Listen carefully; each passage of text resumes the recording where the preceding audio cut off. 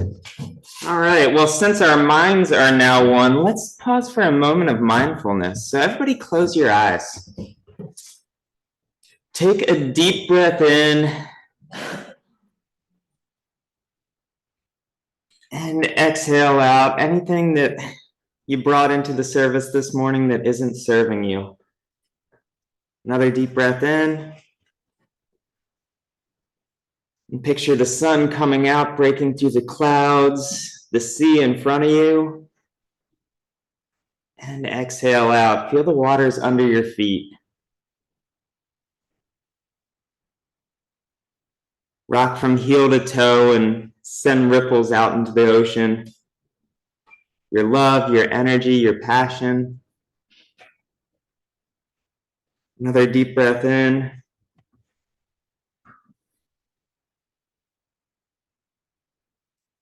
And exhale everything out as we enter into our second reading for the day by Unitarian Universalist minister Gary Willis.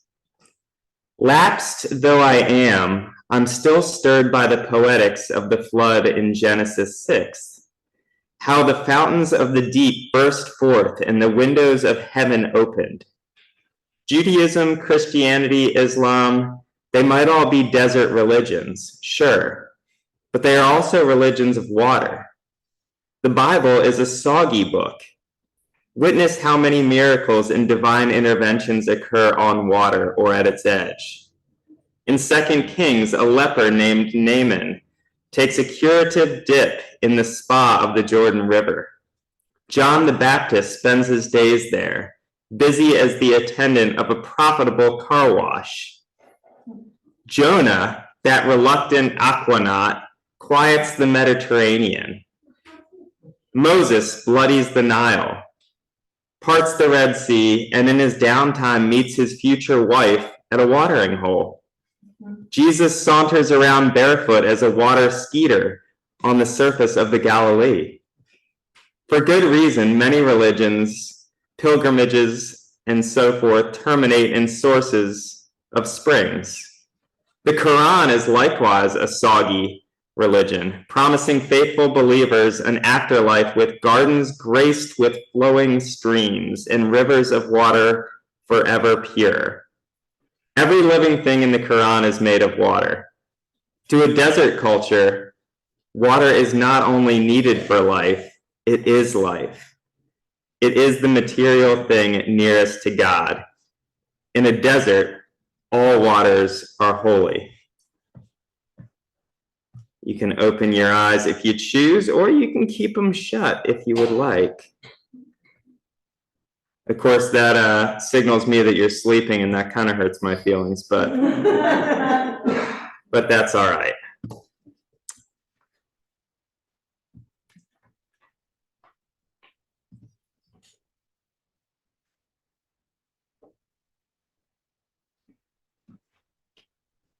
Welcome to this place.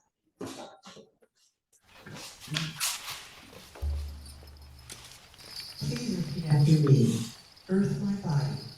Earth my body. Water my blood. Water my blood. Air my breath. Air my breath. And fire my spirit. Fire my spirit. And we're going to sing this, so please join us. Choir, stand up, please. It's going to be okay. Just one more.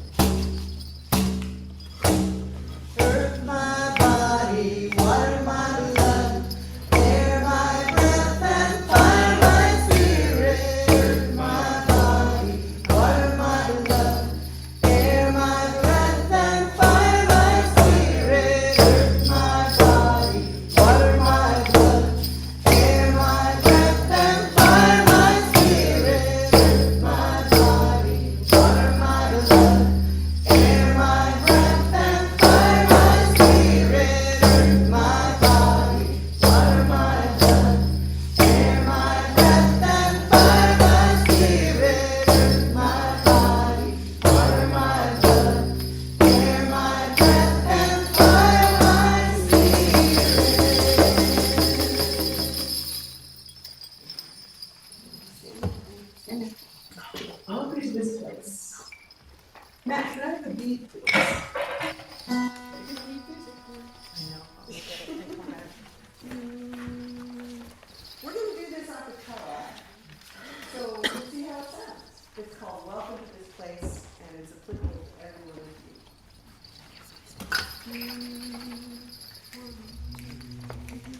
Let's walk together for a while and ask where we begin to build a world where love can grow and hope can enter in, to be the hands of healing and to plant the seeds of peace, singing welcome, welcome to this place. You're invited to come and know love's grace. All are welcome, with life and love to share, 'cause all of us are welcome here. All are welcome in this place.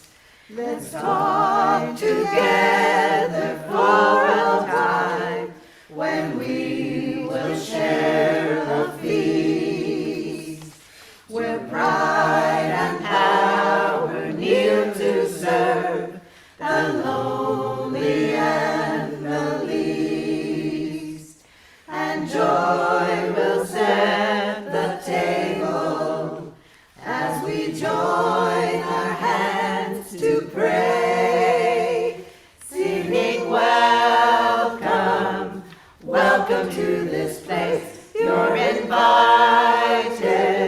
to come and know love's grace. All are welcome, the life of love to share, 'cause all of us are welcome here. All are welcome in this place. Let's dream together of a day when earth and heaven are one, a city built of love and light, the new Jerusalem,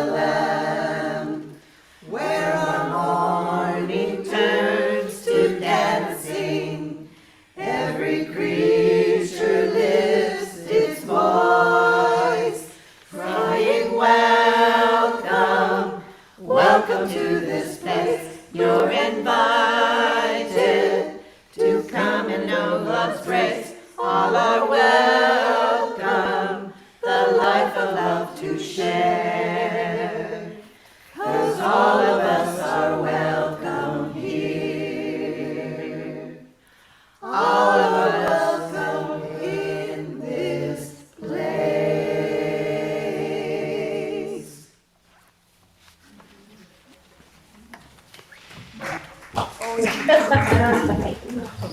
It's service, it's not performance.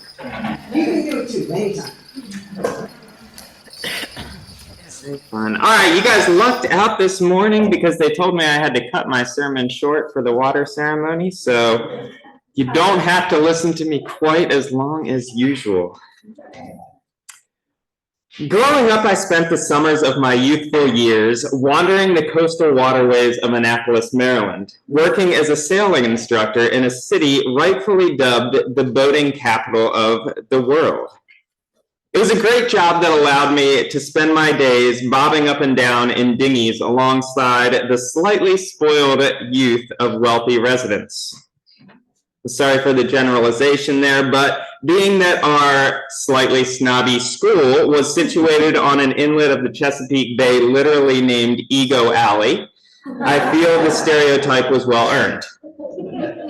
Needless to say, given our geographic location and prestigious international reputation, the school and the adjacent yacht club also served as the final destination for adventurous yachtsmen and families following daunting cross-Atlantic voyages. And upon their arrival, the homecoming response was always the same. What two bars serve the strongest drinks?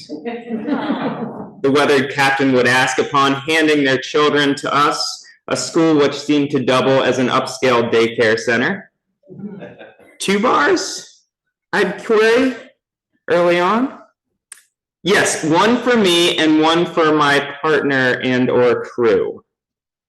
You see, this recurrent response is why, despite being born a sailor, I've never felt inclined to cross an ocean or circumnavigate the world. It always seemed as that the most blissful part of the sailing experience was stepping off the boat and escaping one's sons, daughters, spouses, and other soggy shipmates. So hoist up the John B. sail, see how the mainsail sets. Call for the captain ashore, let me go home. I want to go home. This is the worst trip I've ever been on. Oh, bless Brian Wilson and the wisdom of the Beach Boys. Yes, you see, water can make or break a person or a relationship. It can be a source of spiritual reprieve and peace, of adventure and allure, or a tumultuous sea of struggle, isolation, and or agitation, largely dependent on our intention upon embarking into the unknown. For me, that difference lies in my ability, or lack thereof, to surrender to the flow. And as such, sailing presents the perfect metaphor. For the past 30 years, I have tried ceaselessly to control the wind and the waves, literally and figuratively, to still the storms, set my sails, and steer my own course en route to my own chosen destination. And where has this seriousness, stubbornness, and sternness landed me? Well, in a psych hospital, quite literally, as those who know my story are aware of my eating disorder struggles and the inpatient endings to so forth. It's as the recently departed beach bum theologian Jimmy Buffett proclaimed, and I have repeatedly proven, if we could not laugh, then we would go insane. Yes, you see, the sea can be incredibly stressful and rather unrelenting for so long as we feel obliged to control it, whether through emotional eating or restriction, alcohol or drugs, shopping, exercise, or any number of the other disordered distractions used to dull our feelings and control our surroundings and emotions. But surrendering control requires bravery and humility, along with the ability to sit back and laugh when we wipe out. Yes, in sailing as is life, the most successful pirate is not the one with the strongest will, but the one who realizes that while they cannot redirect the wind, they can, in fact, adjust their sails accordingly, so to utilize it for forward movement. It is a realization that one cannot still the sea, for that trick is reserved for the divine, but that we have a choice as to whether we collide or ride its waves. An ancient Buddhist teaching depicts this metaphorical approach to life well, in acknowledging that enlightenment occurs when one learns to absorb and transform the chaotic energy of the encroaching sea into rhythmic ripples of outward love.